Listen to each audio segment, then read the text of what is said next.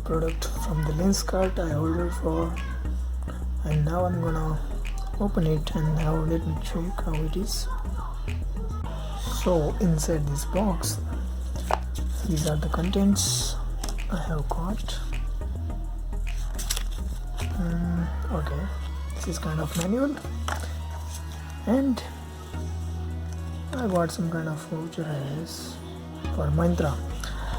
So these glasses are for computer use cases. So let's open it. Voila! So this is how it looks like. This is the cloth to clean it up.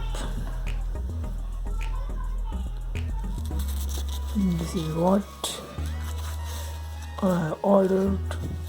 My sunglasses of John and Jacobs. Yeah. Okay. So this is how it looked like. I hope you liked it, because I liked it. So this is its cost is around, I have paid for this glass is 3,000 rupees. I hope you like this. I like it. Thanks for watching this kind of unboxing of this glass.